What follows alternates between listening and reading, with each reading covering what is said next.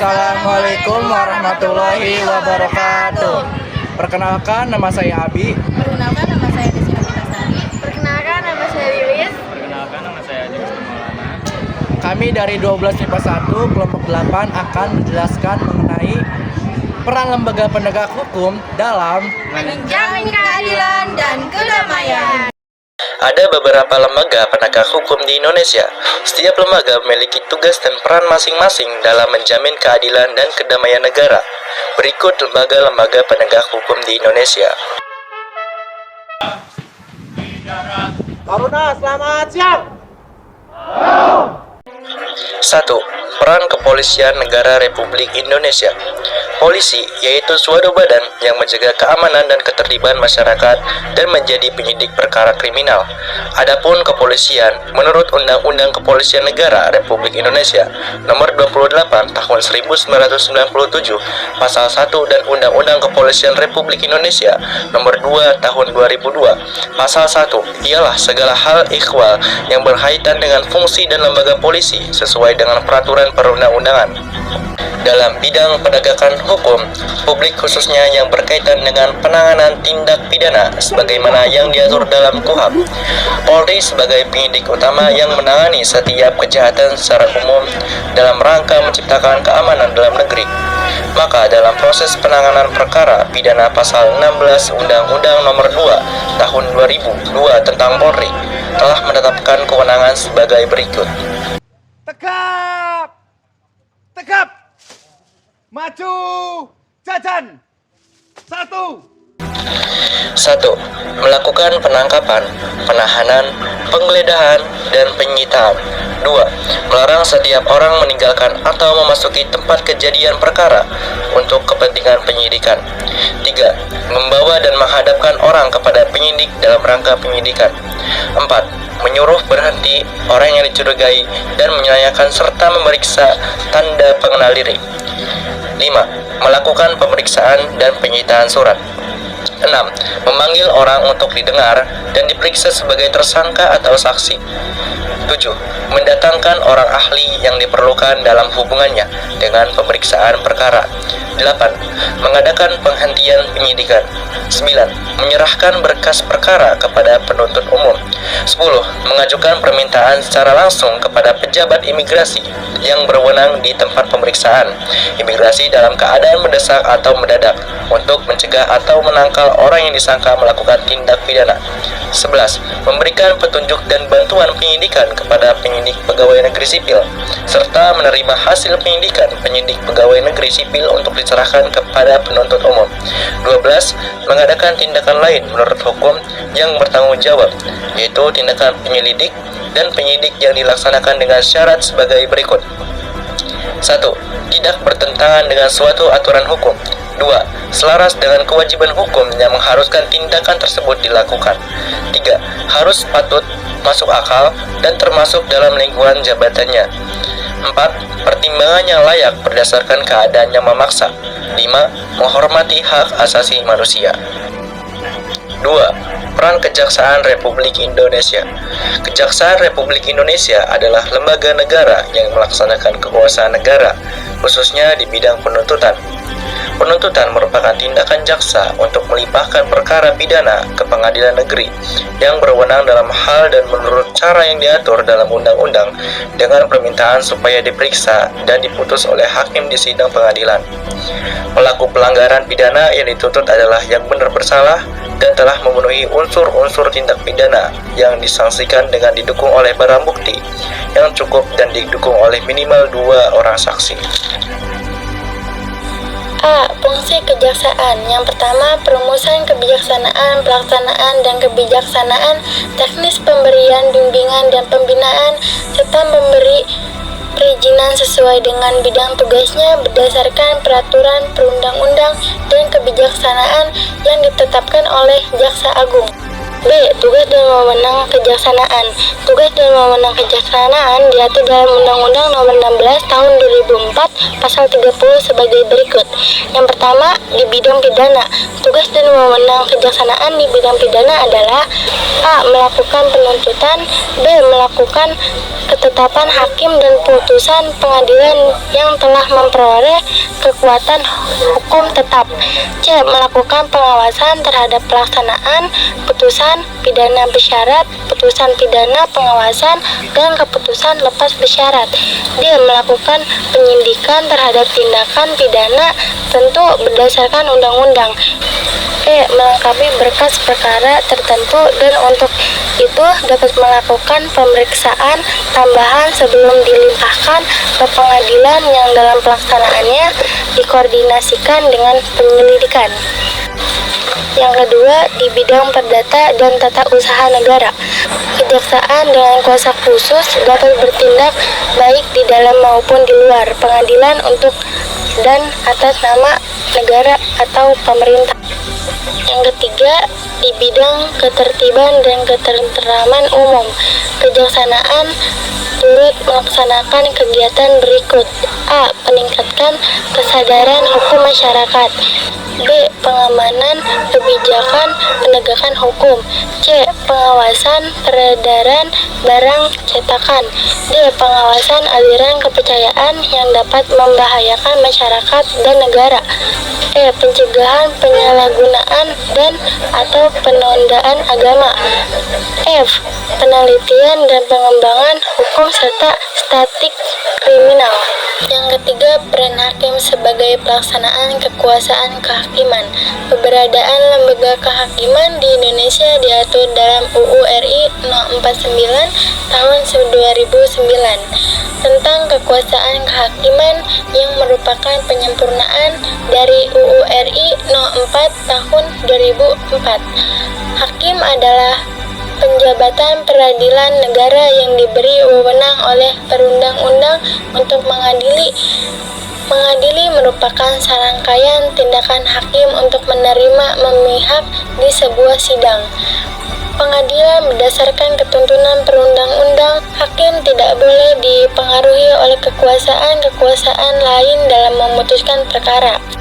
Keputusan hakim cenderung tidak adil, yang pada akhirnya akan meresahkan masyarakat, serta wibawa hukum dan hakim akan hilang. Menurut ketentuan UU RI No. 48 Tahun 2009 tentang kehakiman, hakim berdasarkan jenis lembaga peradilannya diklarifikasi sebagai berikut. A. Hakim pada Mahkamah Agung yang disebut Hakim Agung. B. Hakim pada badan peradilan di bawah MA, yaitu dalam lingkungan peradilan umum, lingkungan peradilan agama, lingkungan peradilan militer, lingkungan peradilan tata usaha negara, dan hakim pada peradilan khusus yang berada dalam lingkungan peradilan tersebut. C. Hakim pada Mahkamah Konstitusi yang disebut sebagai Hakim Konstitusi. Peradilan umum adalah salah satu pelaksanaan kekuasaan kehakiman bagi rakyat pencari keadilan pada umumnya. Pasal 2 UU No. 2 Tahun 1984. Pengadilan negeri bertugas dan berwenang memeriksa pengadilan, memutuskan dan menyelesaikan perkara pidana dan perkara perdata di tingkat pertama. Pasal 50 UU No. 2 Tahun 1986. Pengadilan dapat memberi keterangan, pertimbangan, dan nasihat tentang hukum kepada instansi pemerintah di daerah apabila diminta. Pasal 52 UU No. 2 Tahun 1986, selain menjalankan tugas pokok, pengadilan dapat diserahkan tugas dan kewenangan lain oleh atau berdasarkan undang-undang. Setiap hakim melaksanakan proses peradilan dilaksanakan di sebuah tempat yang dinamakan peradilan. Peradilan menunjukkan pada proses perjalanan mengadili perkara sesuai dengan kategori perkara yang diselesaikan sebagai pengadilan menuju tempat untuk pengadilan perkara atau tempat pelaksanaan proses peradilan guna penegakan hukum. Kewenangan hakim sebagai pelaksanaan kekuasaan kehakiman sebagai berikut. A. Pengadilan negeri bertugas dan berwenang memeriksa, memutus, dan menyelesaikan perkara pidana dan perdata di tingkat pertama. B. Pengadilan negeri dapat memberikan keterangan, pertimbangan, dan nasihat tentang hukum kepada instansi pemerintah di daerah hukumnya apabila diminta.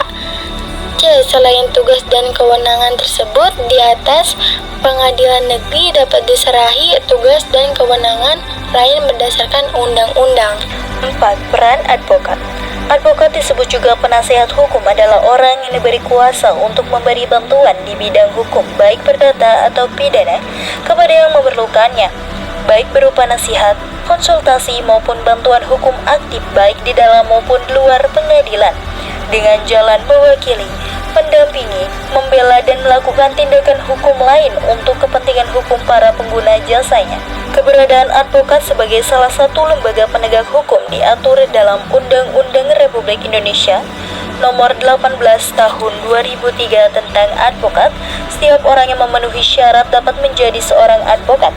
Adapun persyaratan untuk menjadi advokat di Indonesia diatur dalam Pasal 3 Undang-Undang Republik Indonesia Nomor 18 Tahun 2003 sebagai berikut.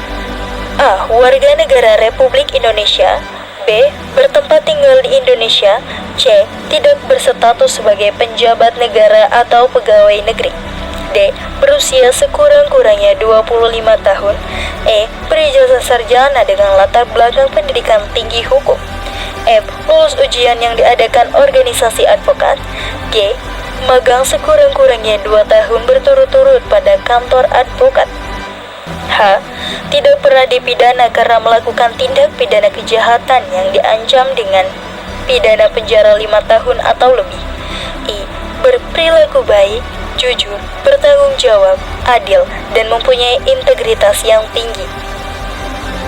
Adapun tugas dari advokat secara khusus adalah membuat dan mengajukan gugatan, jawaban, tangkisan, sangkalan, memberi pembuktian, mendesak segera disidangkan atau diputuskan perkaranya, dan sebagainya. Selain itu, advokat atau pengacara bertugas membantu hakim dalam mencari kebenaran dan tidak boleh memutarbalikkan peristiwa demi kepentingan kliennya agar kliennya menang dan bebas. A. Hak advokat. Adapun hak advokat sebagai berikut. 1. Advokat bebas mengeluarkan pendapat atau pernyataan dalam membela perkara yang menjadi tanggung jawabnya di dalam sidang pengadilan dengan tetap berpegang pada kode etik profesi dan peraturan perundang-undangan. 2.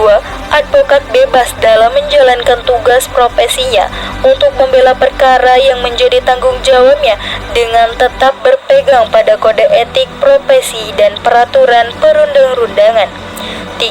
Advokat tidak dapat dituntut dengan itikat baik untuk kepentingan pembelaan klien dalam sidang pengadilan. 4. Advokat berhak mendapatkan informasi, data, dan dokumen lainnya baik dari instansi pemerintah maupun pihak lainnya yang berkaitan dengan kepentingan tersebut yang diperlukan untuk pembelaan kepentingan kliennya sesuai dengan peraturan perundang-undangan. 5. Advokat berhak atas kerahasiaan hubungannya dengan klien, termasuk perlindungan atas berkas dan dokumennya terhadap penyitaan atau pemeriksaan dan perlindungan terhadap penyadapan atas komunikasi elektronik advokat. 6.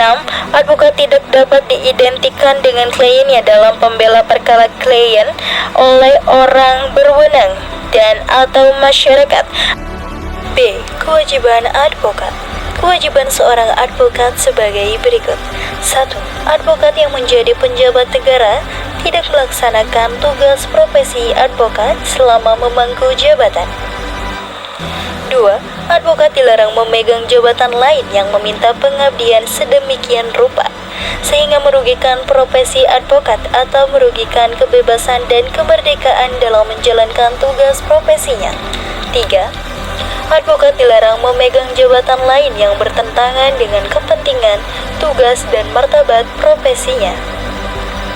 4. advokat wajib merahasiakan segala sesuatu yang diketahui atau diperoleh dari kliennya karena hubungan profesinya kecuali ditentukan lain oleh undang-undang. 5. Advokat dalam menjalankan tugas profesinya dilarang membedakan perlakuan terhadap klien berdasarkan jenis kelamin, agama, politik, keturunan, ras, atau latar belakang sosial dan budaya.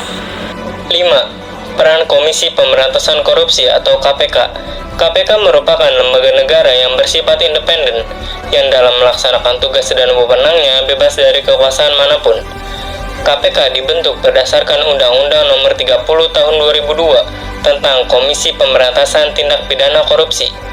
Komisi Pemberantasan Korupsi atau KPK diberi amanat melakukan pemberantasan korupsi secara profesional, intensif, dan berkesinambungan. A. Tugas KPK. KPK mempunyai tugas sebagai berikut. Yang pertama, koordinasi dengan instansi yang berwenang melakukan pemberantasan tindak pidana korupsi. Yang kedua, supervisi terhadap instansi yang berwenang melakukan pemberantasan tindak pidana korupsi. Yang ketiga, melakukan penyelidikan, penyidikan, dan penuntutan terhadap tindak pidana korupsi. Yang keempat, melakukan tindakan-tindakan pencegahan tindak pidana korupsi. Yang kelima, melakukan monitor terhadap penyelenggaraan pemerintahan negara. B. Kewenangan KPK. Dalam melaksanakan tugas koordinasi, KPK memiliki kewenangan sebagai berikut. Yang pertama, mengkoordinasikan penyelidikan, penyidikan, dan penuntutan tindak pidana korupsi. Yang kedua, menetapkan sistem pelaporan dalam kegiatan pemberantasan tindak pidana korupsi. Yang ketiga, meminta informasi tentang kegiatan pemberantasan tindak pidana korupsi kepada instansi yang terkait. Yang keempat, melaksanakan dengar pendapat atau pertemuan dengan instansi yang berwenang melakukan pemberantasan tindak pidana korupsi.